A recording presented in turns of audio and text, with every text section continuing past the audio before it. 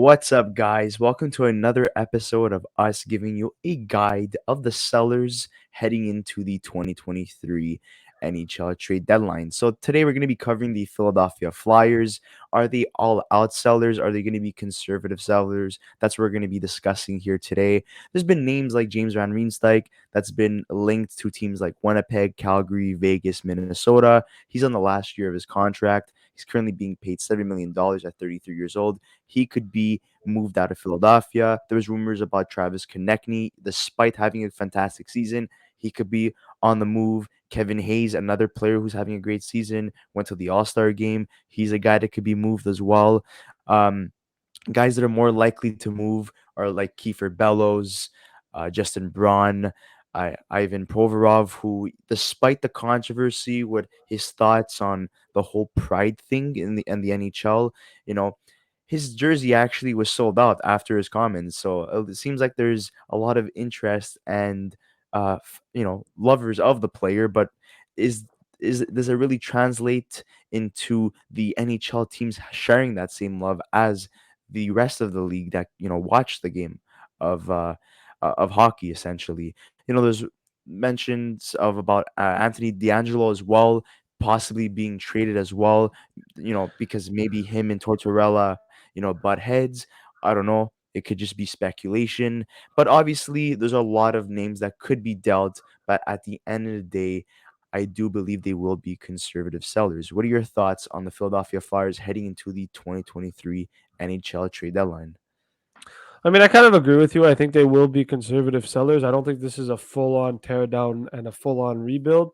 I look at their roster, and to be honest, there's a lot of guys that I think, are on the fringe, but I don't think get moved. I don't think Kevin Hayes is a guy that really gets moved. Like a lot of people have mentioned, he's had an issue with John Tortorella in the past, and him and Tortorella haven't really gotten along. But listen, he makes 7.1 million for the next 3 seasons after this one. He's 30 years old. He's got a modified no trade clause. He's the assistant captain. I just don't see a situation where Philly trades him unless an offer that comes in and that they cannot refuse. I think James Van Riemsdyk is pretty much gone. He makes $7 million. He's got 21 points this year in 33 games. He's dealt with some injuries at times this year, but he's still a good goal scorer. 33 years old, makes $7 million. Even if you retain half, that's $3.5 million. I think that there's a market for James Van Riemsdyk. There was talk about the Winnipeg Jets likely showing interest in him. Calgary Flames as well were another one, as a team that could show interest. So I do see Van Riemsdyk getting moved. I think the asking price there is probably maybe a first round pick, and like that's it, and a C or B level prospect, maybe a second, maybe 2 seconds as well. That could be the asking price, I think, for him. But I think he's done well in Philly. That he'll get a pretty decent return. Travis Konechny was talked about in the offseason, about him potentially being moved. I don't see it. He's 25. He makes $5.5 million for the next 2 seasons after this one. He's had a really good year, 49 points in 47 games. He's been solid. I don't think Travis Konechny gets moved. There was talk about it last year when Vigneault was the coach. I just think under Tortorella, he's played really, really well. I just don't see that happening. Farabee and Lawton, I'm not even going to get into. They're pretty much staying. Same with Delorier and Owen Tippett. Kiefer Bellows, who was just placed on waivers today, we'll see if he clears. But he hasn't really lived up to the expectations in Philly that they expected from him. He's got good AHL numbers, but he's never really hit it off at the NHL level. He makes 1.2 million. He's an RFA at the end of the year. I don't know if a team takes a chance on Kiefer Bellows. And then there's really nobody else. Patrick Brown, who was an UFA at the end of the year, maybe he gets moved if a team wants depth forwards. But besides that, I just don't see anything happening. On defense, it gets very interesting because there's actually 3 names on this list that I think are going to get moved. One guy that I think they should move, and then 2 guys that are very interesting. So Ivan Provorov, I think, to be honest, probably gets moved. He needs a change of scenery. He's got 19 points this season. Hasn't played well defensively. He's a good defenseman. I just think, it hasn't worked out in Philly. I think he needs a change of scenery. He makes $6.75 million for the next 2 seasons after this one. He's still 26 years old. I see him potentially getting moved. If teams don't go after Chikrin and Gavrikov and stuff like that, I do think they may turn their sights on Ivan Provorov. The other one I think gets moved. He got moved last year at the deadline. I think he gets moved again as Justin Braun. $1 million again, depth defenseman, sixth, seventh guy that you can use in the playoffs. He was with the Rangers last year in the trade deadline. I think this year he probably gets moved. Like I said, he makes $1 million, so it really isn't a whole lot of money against the cap as well. And he's good defensively. I don't see an issue there. The other one that I think he's also going to get traded. He's another depth defenseman, Nick Seeler, who's 775,000. There's been talk about how Philly's been receiving a lot of interest on him lately. He's had a decent season this year. He's a +5, 3 goals, 7 assists, 10 points in 50 games this year. He's been really good, and I think that if there's a market there for him at 29 years old, if there's a market there for him, maybe Philly comes in and cashes in on him and see what they can get. The one that I think they should move, and they probably won't because there's no market for him, is Rasmus Ristolainen. He makes $5.1 million for the next 5 seasons after this one. They probably don't move him, but if they can find a team to take on that bad contract, I think that that's probably their best bet to do it at the deadline. Just get rid of him because he's not good at all. But that's about it. I don't think Tony DeAngelo gets moved. Travis Sanheim, they just brought back. They signed him an extension. I don't think he gets traded, and obviously Cam York's not going anywhere. So those are kind of my guys. I think Philly's more defense than actual forwards. I think their only main forward is going to be Van Riemsdyk, and I think on defense we may see Ivan Provorov likely be sent elsewhere. So I have a whole different perspective on this. So James Van Riemsdyk currently being paid $7 million. A team's gonna have to ask the Philadelphia Flyers to retain some salary if they want a deal to get done. Maybe a third team is involved. Where I see him going, essentially, I think the Vegas Golden Knights would be a fantastic fit. I know Calgary Flame fans are like, please, we don't want him. Dallas, I think they end up landing Patrick Kane in Winnipeg. There's been rumors about them being really, really serious about adding a guy like Timo Meyer. So depending how the situation goes with the top players available, James Van Riemsdyk could fall under one of those teams in terms of a trade. In terms of Kevin Hayes, there was Anthony DeMarco who reported that Kevin Hayes was made available and they're open to and willing to trading the All-Star center who has 3 years left on his contract and he owns a 12-team no trade list. So obviously, they're gonna have to retain salary on him as well, but getting him for around what 4 million, $5 million is a lot better than $7 million per season. There was Colorado, the Hurricanes, and Winnipeg that was interested in him as well.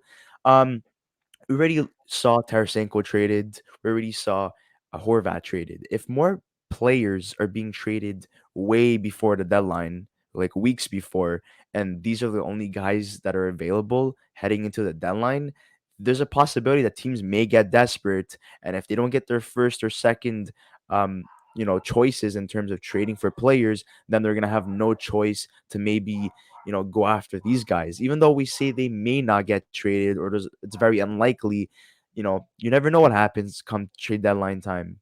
Teams get desperate. And in terms of Ivan Provorov, that's a defenseman that probably needs a change of scenery. Again, David Paniota and Anthony DeMarco said they were willing to listen to offers in terms of Provorov, and it was made unclear if um, if he asked for a trade to get traded.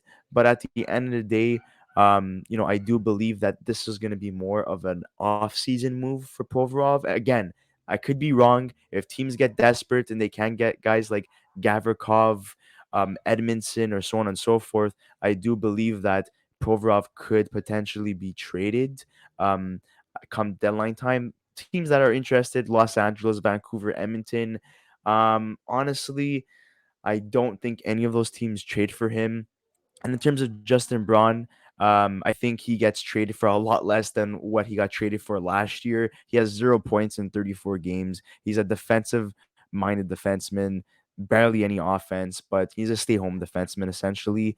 And yeah, like you were saying before, not much in terms of trading away players. They already traded away Claude Giroux and a couple of other pieces last year.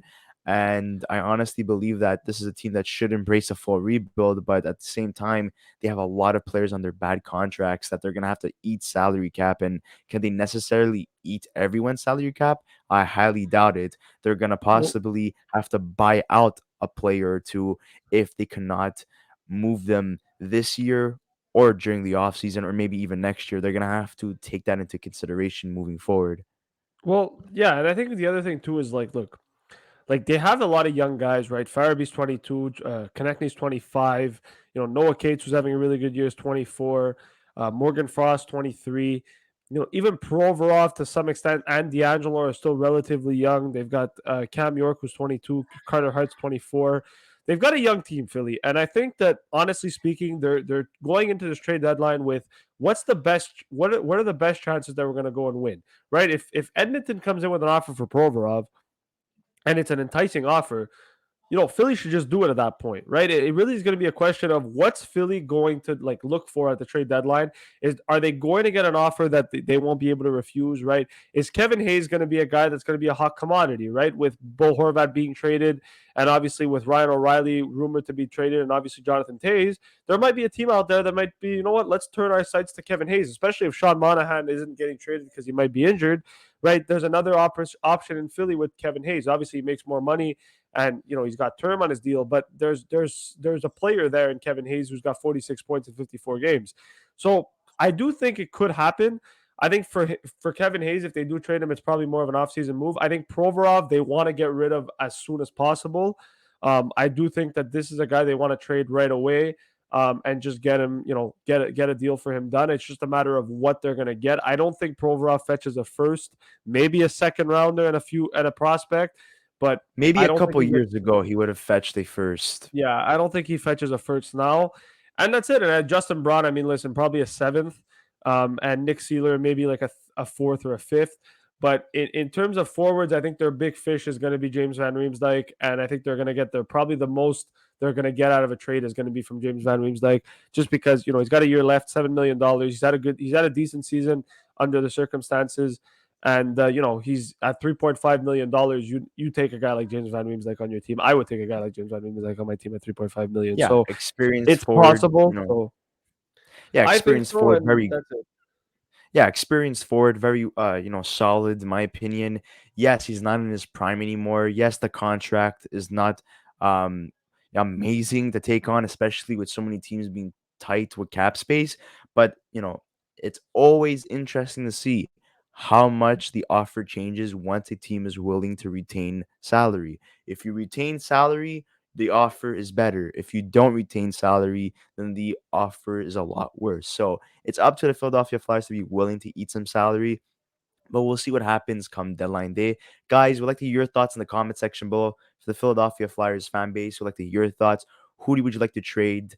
Who stays? Who goes, in your opinion? Even if you do love those players, do you essentially embrace a retool or a full rebuild? We'd like to hear your thoughts in the comments section below. Do not forget to like this video, subscribe to our channel if you haven't already, and we'll see you on the next episode of the Young Guns podcast. Hopefully, doing another trade breakdown or potentially finishing out our sellers series concerning the 2023 trade deadline.